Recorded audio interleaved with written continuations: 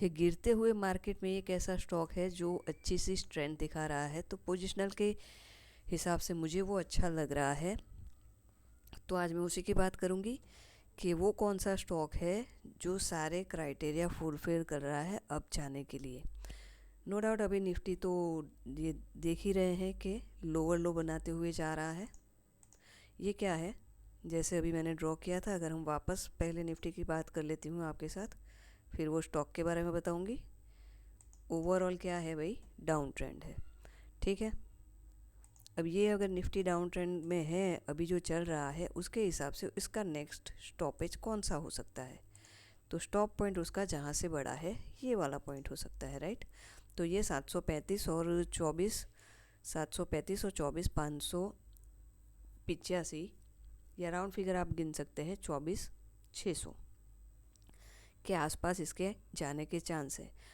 अब एक पॉसिबिलिटी, अब आप बोलोगे कि अगर ये यहीं से पलटा तो क्या होगा। यहाँ से भी पलटा तो भी एक चीज़ समझ लो, कोई भी स्टॉक कहीं से भी पलटेगा जब तक अपना रेजिस्टेंस, लाल वाला रेजिस्टेंस, ये जो है लास्ट वाला रेजिस्टेंस जब तक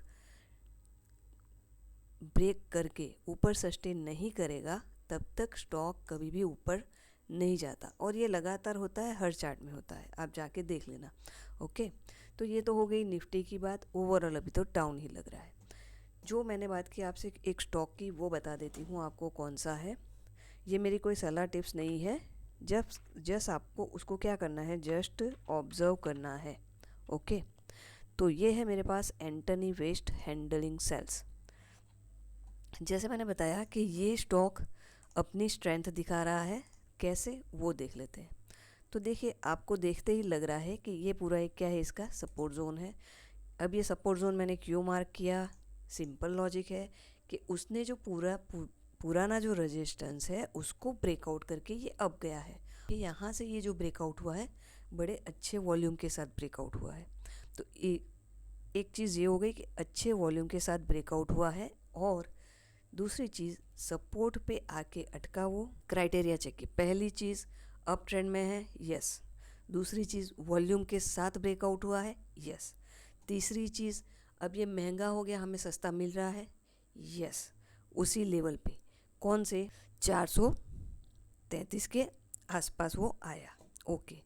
बट अभी भी लेवल पे आ गया तो हमें मार्क लेना ज़रूरी नहीं है। क्यों? बिकॉज हमें कंफर्मेशन और चाहिए। कंफर्मेशन हमें कब मिलेगी कि जो लास्ट रेजिस्टेंस है उसको ब्रेकआउट करके दिखाओ। यहाँ पे वॉल्यूम आया है तो वो सस्टेन करेंगे कि नहीं ये लेवल पे जब भी स्टॉक आएगा वो सस्टेन करेगा कि नहीं करेगा, वो इसी बात पे डिपेंड है। तो यहाँ पे देखो यहाँ इतनी बड़ी कैंडल आई, वॉल्यूम के साथ आई, बट ये जो सेलर थे उन्होंने रिएक्ट किया। अब सेलर का रिएक्शन क्या था, बहुत ही शैलो था।